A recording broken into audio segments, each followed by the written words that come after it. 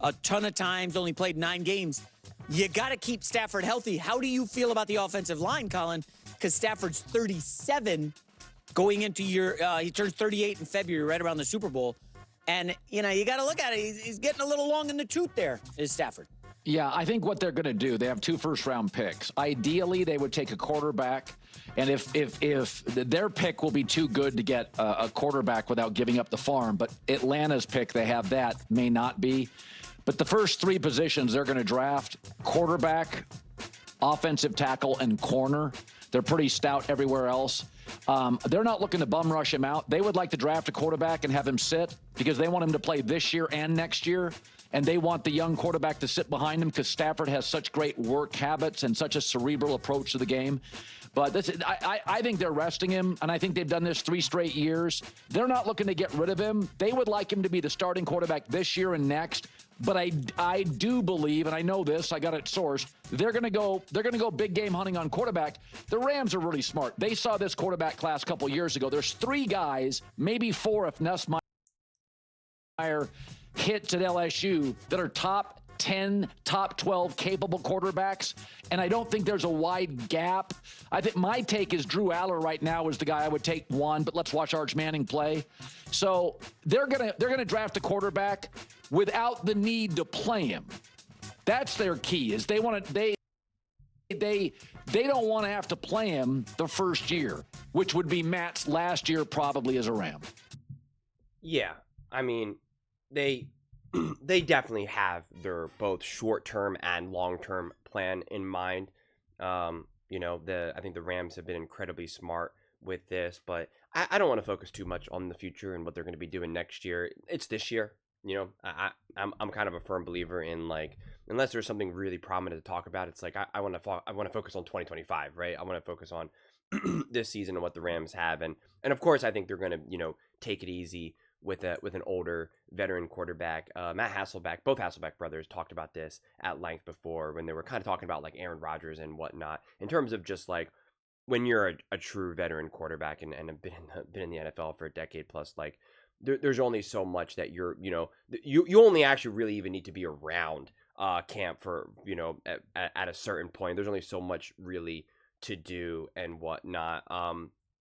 But it's not the best thing, right? You don't want to be in a situation where you're kind of just like, all right, we just want to be nice and easy, keep things, nice and light for our aging quarterback. Like it's not ideal. Stafford can still ball, of course, but I talked about this probably a couple months ago. I feel like at this point, to me, the Rams season really hangs on the health of Stafford, and can they just have easier games throughout the season? Because especially these last couple of years, Stafford has definitely took a beating, and they really needed to rely on him a lot, throwing a lot, taking a lot of hits, staying in the pocket, and really trying to get after it. And if there's just a way for them to be able to play more conservatively throughout the season, rely on Stafford significantly less throughout the season, and really rely on that defense, run game even. And obviously you're still having Stafford let it rip and throw, but you just want to make it so he's not consistently throwing 35, 40 times a game, getting whacked and hit 4, 5, 6, 7, 8 times. It's so cumulative at this point. I just think you're going to get a significantly better version of Stafford down the stretch. That's really what it's all about. And I think we typically don't ever really look at it like that when we're talking about quarterbacks. We'll look at that maybe with like an aging running back, or like with like a Christian McCaffrey even these days, and maybe some of these other players like a little bit older of a wide receiver and whatnot. But it's very much like that with a quarterback as well. And just trying to do everything you can to keep him fresh, to limit the hits. It's like I would really be like Stafford. Like it's hard to say obviously right now in July, but it's just like I don't need you to be a hero in the first 10 weeks of the season, right? Like don't take that extra hit. Don't hold on to the ball for that extra second because you got to make a play and let it rip. Like we need to keep you fresh. We need to keep you upright. And we have to allow the rest of our team to get the job done.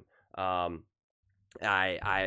said this kind of before. I think I said it this way, where I was just like, I'd rather them win 10 games or something, 11 games, and make the playoffs and have a significantly fresher, healthier, less usage Stafford throughout the season than have them win 15 games and have Stafford being just, wheeling and dealing all over the field. Because I just think it adds up.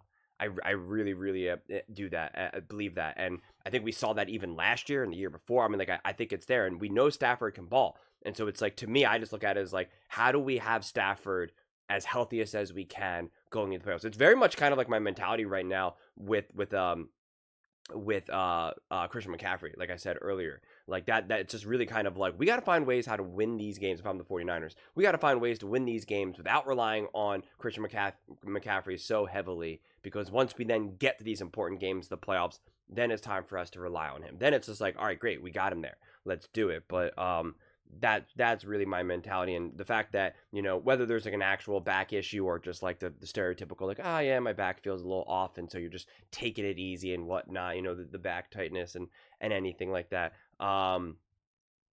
It's still a sign that you're just kind of like, you're not what you were. And so things clearly have to change, right? You clearly have to adapt and work around it. But yeah, I mean, I don't think this is like the biggest deal. I don't know if this is necessarily like breaking news here or anything like that, but it is still a good jumping off point to kind of discuss the Rams and kind of like again, what I believe is just like the absolute utmost importance of just really, really keeping Stafford as fresh as you can week to week to week. And as much as you don't see this very as often as probably you should with these older quarterbacks, is actually legitimately limiting their throws, limiting how much you're asking them to just let it rip game after game after game. Because like I said, man, it really does catch up to these older quarterbacks. They lose it in their shoulder, they lose it in their legs, actually a lot of their lower body. Like it catches up to you combined. If you're talking about just getting a lot of hits and a lot of pressures, like it just, by the time you get to week 10, 11, 12, 13 onward, you're already running on fumes. And it's just like, this team is clearly, and from my viewpoint, great enough and can do damage enough to like win serious, important games in the playoffs. So that's going to be something that I'm going to be looking out for throughout this season. And if they're able to get to the playoffs, win the division, whatever it may be, and I can look back on the season and say, okay, he's been protected. He hasn't, he hasn't had like a whole bunch of games where he's thrown the ball 35, 40 times. Like I will infinitely feel a million times stronger and more confident in the Rams than if I see like, all right, Matthew Stafford's been pressured top 7 in the league. He's been hit top 10 in the league.